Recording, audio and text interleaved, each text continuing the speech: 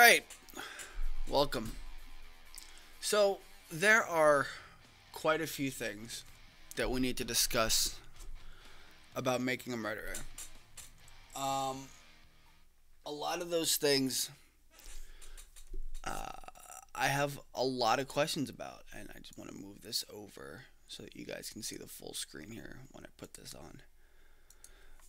I have a lot of questions because I don't agree with a lot of the things that were talked about or presented in Making a Murderer. Now, what I'm about to show you is the Season 2 trailer.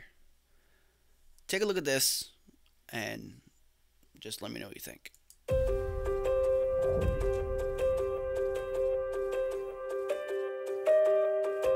You know, some people, they feel really bad and sad and everything happened to me. And, you know, and sometimes it feels like you want to cry, but you can't. Kind of shocked sometimes. You know. I didn't think all of these people would care. People around the world, millions. Everyone is talking about Making a Murderer and the trials of Stephen Avery. It's not over. Once somebody's convicted, they have to move mountains to get out of prison. Our task now is to upend an entire system that favors the prosecutors. Do we want the right person convicted? Yeah, but that's secondary. Teresa's gone. There's nothing else you can do about that. Prominent attorney Kathleen Zellner, best known for overturning wrongful convictions, has taken the Avery case. I have one goal, and that's to overturn the conviction of Stephen Avery. Why would someone falsely confess to a crime that they didn't commit? They wanted this information in the worst way. So Brendan thinks if I tell them what they want to hear, I'm going to go home. The prosecution's case was Teresa never left the property, but the last call pings off a cell phone tower miles away from the Avery property. 70 to 80% of people who are murdered by someone they know. Each of those individuals have to be looked at as suspects. There's a lot based on that bullet. This is critical. There's an abundance of evidence. This could flip the whole case. If the conviction is overturned and they try to do a retrial, do they have much of a case? I don't think Manitowoc is ever going to heal from this. Mom and Dad, I know they want to be a happy family again like we used to be. And I want to see if I can put that back together. Build me a big house so I can take care of them. I want to make them happy as long as they're here. And that's what I'm scared about. If this case is solid, if he's guilty, I'll fail.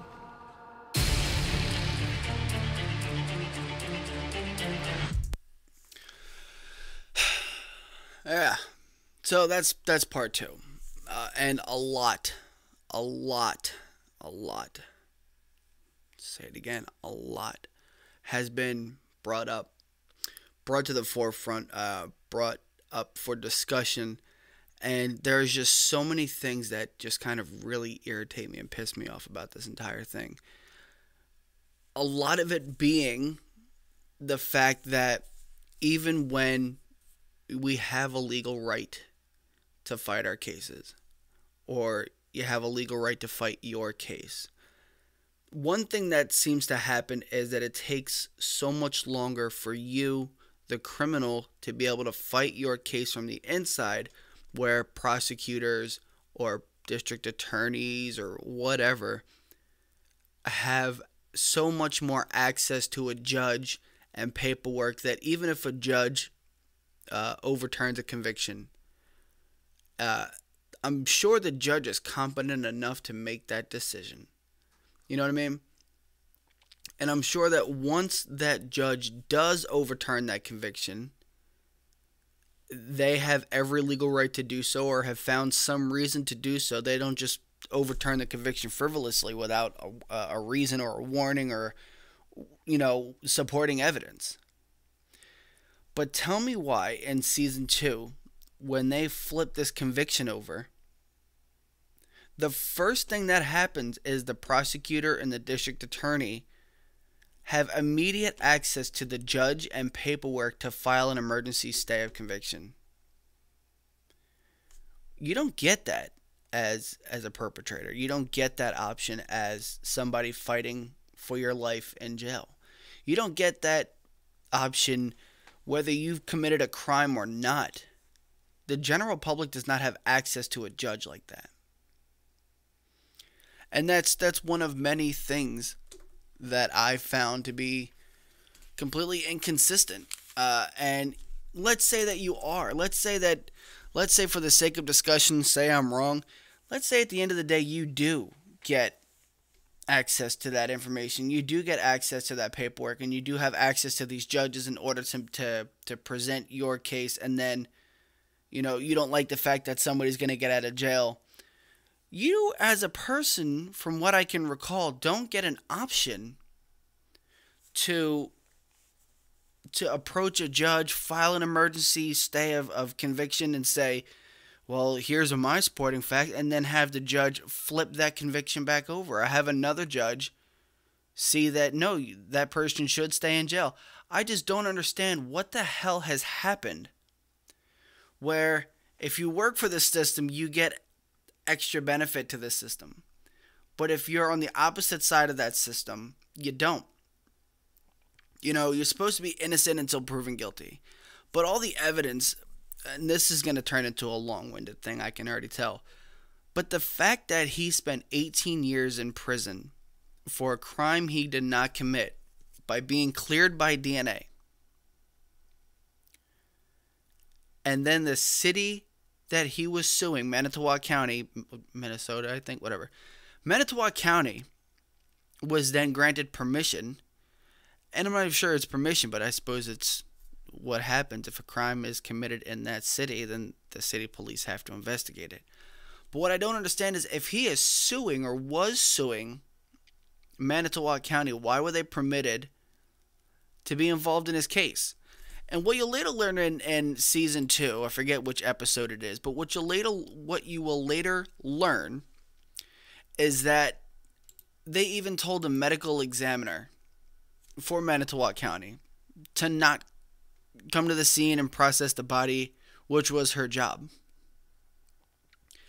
And even by doing so, when they said, oh, well, you can't come, it's going to be a conflict of interest, how is her presence being a conflict of interest helping to identify body parts and bones and when Manitowoc, I don't know, but I'm sure it could have been a joint investigation or some kind that she could not be present on the scene. Okay?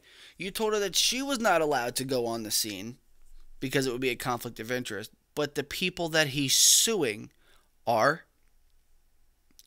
That doesn't make any sense. Now, of course, they say that bones were found and that she was murdered in the garage, but what's really interesting is no blood was found in the garage. And the only reason that they checked the garage was because they fed the confession to Brendan Dassey.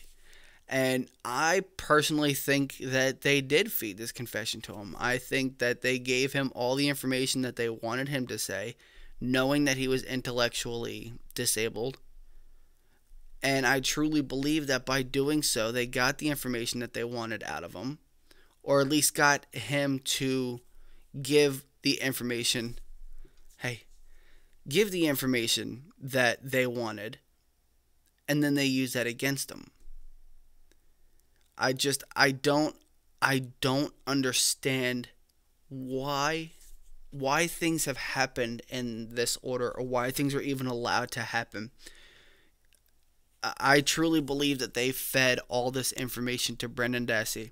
What happened to her head? Well, what happened to her head? When they didn't give any answers, or when Brendan didn't give any answers, he kept saying, well, what happened to her head? How was she shot?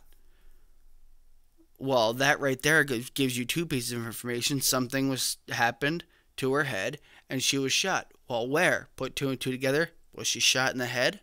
Maybe. So, of course, any regular person would be able to put that together and say, hey, wait a second. This narrative is being given to him. And then when he says it, they take that as his narrative of what happened. So then, well, where was she shot? Was she shot in the garage? Maybe. I think she was shot in the garage. And then they search the garage. I personally believe that this entire case was built against Stephen Avery and Brendan Dassey, and that they fed all the information to this kid. I truly, truly believe that. And it just, his new lawyer in season 2 has been phenomenal. Kathleen, and I can't remember her last name. But Kathleen has found all this evidence that refutes the state's evidence from the beginning. They said they found bone fragments on the bullet. She got a hold of the bullet. There's no bone fragments.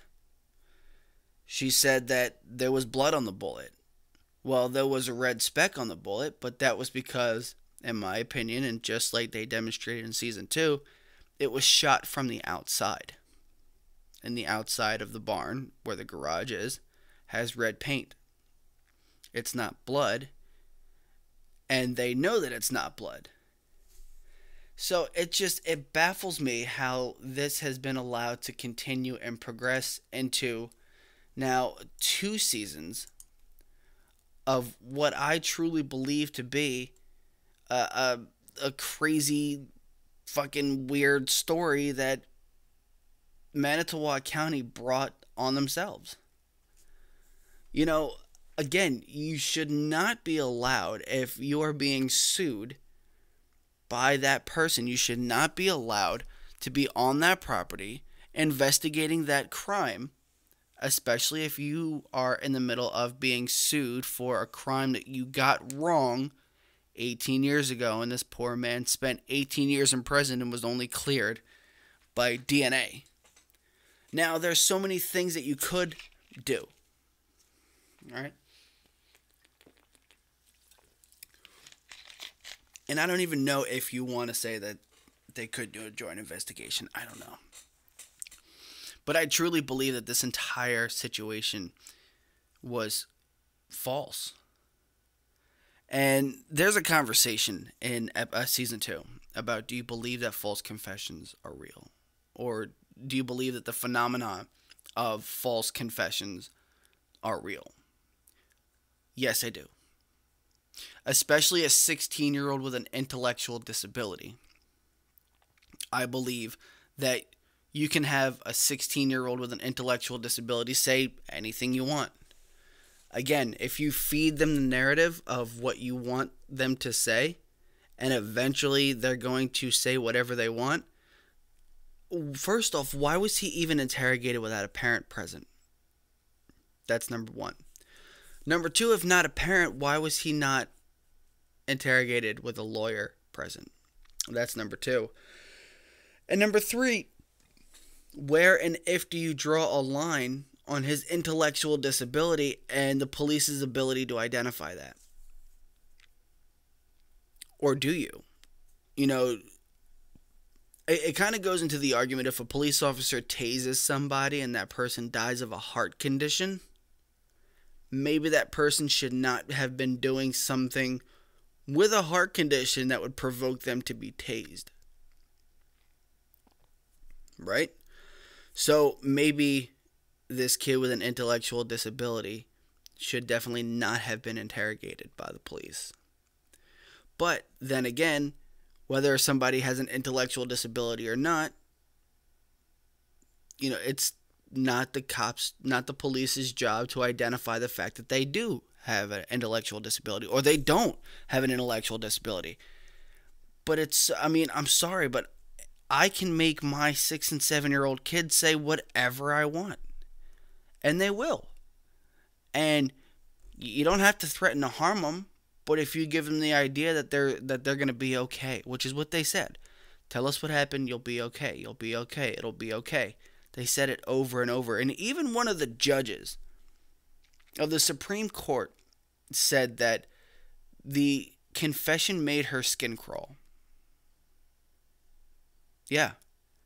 Because the confession that was given was so coerced and force-fed to this kid with the belief in the idea that everything's going to be okay, that once you tell a kid, oh, well, here's what we believe happened, here's what we think happened, can you put two and two together? Well, we already know. If you already know, then why the hell do you need it to be said? That's one thing I've never understood about police work. If you already know, and if you already have this idea, why are you even talking to me? You know? Why are you even wasting the time to tell me or question me and say, hey, we already know what's going on. We already know what happened. And like I said, once you get the family, there was a scene here.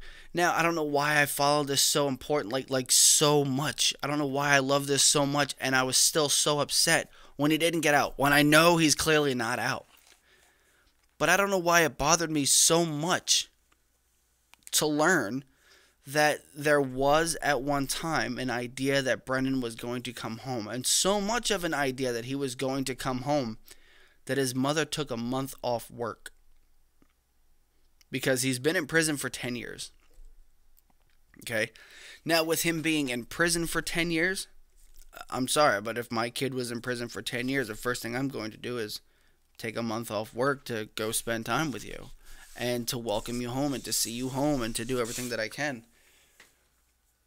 But the fact that the mother took a month off work and was told and truly believed Brendan's coming home, and then immediately, as soon as that information was released and it was able to be discussed and whatever the case was, that the lawyer had filed some kind of emergency injunction that he needs to stay in prison. And of course, everybody's heartbroken. I was heartbroken too. Because look what happens when a judge makes a decision and says this person's going to come home, we find no reason for them to be here. My other concern was that they had several options. Either send him home or give him a bail or a bond. And I can guarantee you if they did not send him home, one of the things that they were going to do, if it came down to it, is I was almost willing to bet everything that I had that they were going to set a bond so high it would have not been possible for the family to obtain those funds and get him out. That's what they tend to do for a lot of things. The bail and bond system in this country is so baffling and backwards, misunderstood. You know, it confuses me how all this information has been presented to a lawyer, and a lawyer says, we were wrong, let's fix this. And once they do, and they fix it and they say, look, he has no right being there, we're going to overturn his conviction, we're going to retry him. And the state has an option to immediately file this document or this paperwork to say, no, we want him to stay. Why? If a judge has seen that the information that was originally presented was incorrect, and incorrect enough to change the verdict or change the outcome of the original crime, not the outcome of the original crime, but change the sentencing of the original crime, then the judge made that decision. They should have to go through the appellate process just like everybody else and not be able to file some frivolous piece of paperwork that nobody else has access to in order to keep him there.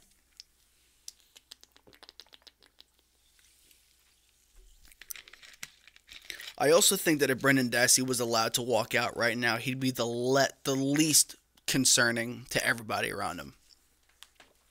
I don't think he would do anything. And let's just say for conversation, Stephen Avery killed Teresa Halbach. Okay? Let's just say that is the truth. And that he got out of jail after being in there for 18 years, was found not guilty, and then he got out and killed Teresa Halbach. What's to say that Stephen Avery didn't feed the information to Brendan Dassey like, hey, look, this is what I'm going to say I did. This is what we did. You say we, the kid thinks he's automatically part of something. Whether he was part of it or not. They also presented evidence. There's a law that they were discussing called the Denny Law. And I suppose it's just in Manitowoc County or Minnesota or whatever the hell it is. I don't even know where the hell it is. But anyway, there is a law that says that you are allowed to point the finger at somebody else with supporting evidence, motive, opportunity, whatever, that can be built up against somebody else in order to be a defense for the defendant. In this case, Stephen Avery and Brendan Dassey. This lady right here, this lady that you see right here, okay, top left-hand corner, that's the lawyer. That's Kathleen. She takes no bullshit. Alright? Now, Kathleen realized that what ended up happening in the first trial was that the information was presented all wrong and incorrect.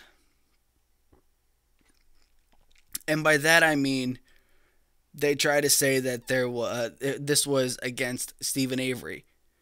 That there was a computer in the home that was used by Brendan Dassey, his mother, and his brother.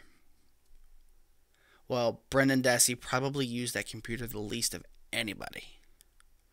And I don't believe that Brendan Dassey even used that computer at all. I don't. And that's why it's like, well, wait a minute. What I don't understand is that it I don't know. It doesn't make any sense to me how they are allowed to create this evidence or falsify evidence in this guy's case and withhold information from the defense for Stephen Avery so that this guy doesn't even have to, he has evidence that is being withheld. And I'm trying so much not to give stuff away. I really am. But I have to say, Brendan Dassey probably could never use a computer. Okay? I think there was just far too much going on. And the fact that he's intellectually disabled, not to say that intellectually disabled people can't use a computer, but I think his interest level in the computer was probably so low he probably didn't care about the computer being in the house. However, they did find that there were porn searches for all kinds of different things. Pictures of murder, pictures of dead bodies, and all kinds of crazy searches on this computer that the mother would have no interest in. That leaves Bobby Dassey. And I don't know as a fact that Bobby Dassey did it, but I do know that they presented a very good case to say that he has. And when Kathleen presented this to the courts, and that got out that either Brendan Dassey's stepdad or Brendan Dassey's brother may have or could have possibly committed this crime, then all hell broke loose in the Dassey and Avery household. There is just so many questions that I still have from season 1 that have carried over to season 2, and season 1 had so much to carry on its back, introducing the characters, introducing the case, talking about different parts of the case, having to talk about the case from 18 years before that. It had so much work to do. It was so compelling to follow and so interesting to follow that when season 2 came around, you had very limited character introduction. You had Kathleen.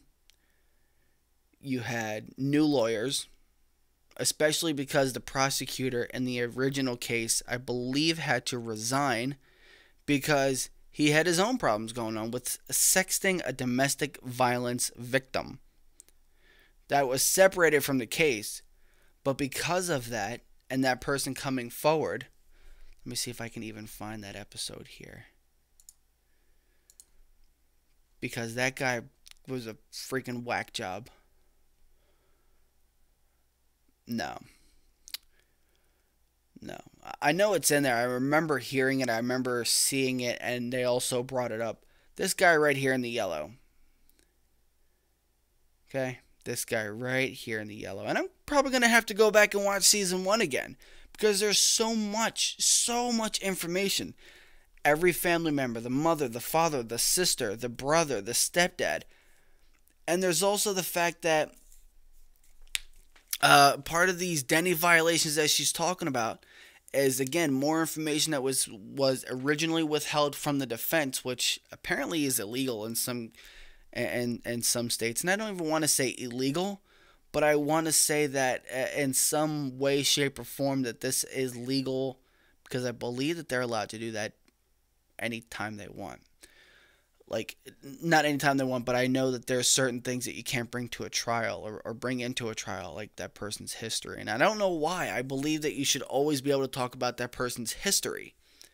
Because I believe talking about that person's history is definitely interesting enough to say, hey, we don't know if he robbed a bank, but he definitely robbed a bank when he was 21. Or we don't know if he punched this girl, but he definitely punched that girl when he was this old, or he has a history of aggression. So I don't know why there's certain things that you're not allowed to talk about at a trial, especially when it becomes character information about somebody. That I don't know. I don't understand that. But part of these Denny violations is the fact of Mr. Yellowshirt here, right there, that guy, was sexting a domestic violence victim since he was the prosecutor, or special prosecutor. He was a prosecutor for the original case. He was sexting a domestic violence victim of a separate outside case. And this man has made it his mission all throughout season 2 to be at every court hearing, which I kind of understand. I mean, you're no longer involved with the case, but I'm sure that there are certain cases that definitely follow you and you want to stick to, or that kind of stick to you and you kind of feel obligated enough to want to follow them.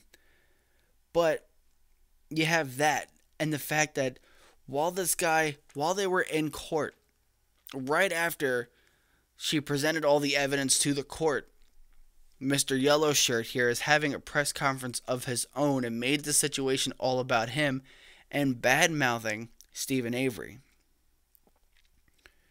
And one thing that I find really confusing is that we as Americans or a country or whatever you want to say, we have a right to be treated as if we are innocent until proven guilty.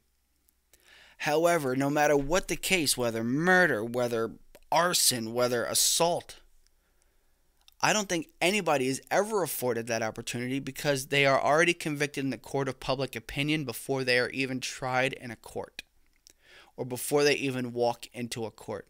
Now, I think the media should do its job. Absolutely. Report everything. Report what you know. But don't give a name, right? Say, victim whoever, whatever, was assaulted on this street on this date at that time. But don't say by who. Because I truly believe that by doing so, you eliminate the option of the possibility of being innocent until proven guilty. You know? I could speed. Speeding is still a crime. It's a ticketable offense. It's a moving violation, I suppose, okay? But in order to even do something like that, if I want to fight it, the ticket already says I was doing it. Okay? But if an actual crime was committed and a girl got assaulted or a guy got assaulted, I don't think that there should...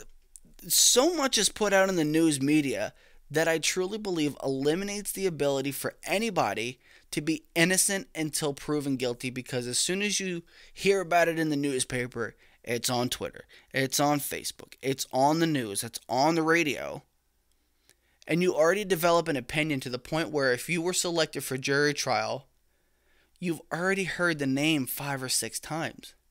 You've already read the case in the newspaper. You've already seen the case on your local news outlet. You've heard about it everywhere. And then, oh crap, wait a minute. Now I'm being selected for jury selection? Oh, that guy's guilty. I'm going to make sure he's guilty. And put your little fist down and put your foot down and say, this is going to happen and I'm going to find him guilty. It's a corrupt jury pool. And the same thing happened at the OJ trial.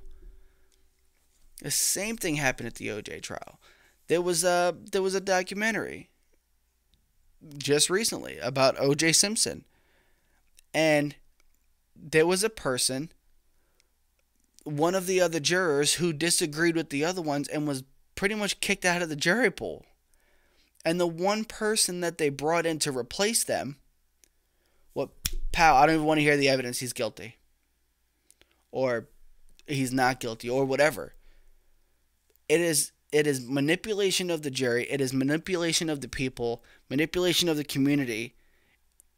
And if you really want somebody put away, if you're being sued for $37 million, you're going to do everything you can to make sure that the court of public opinion convicts him before you do, and you don't have to do your work. That's my opinion. Let me know what you think. We're going to go ahead and end this for now. I appreciate you guys hanging out. I really do. And it's been a lot of fun. Like I said, make sure you watch it, okay? Because there is so much to be discussed. There is so much information to be shared.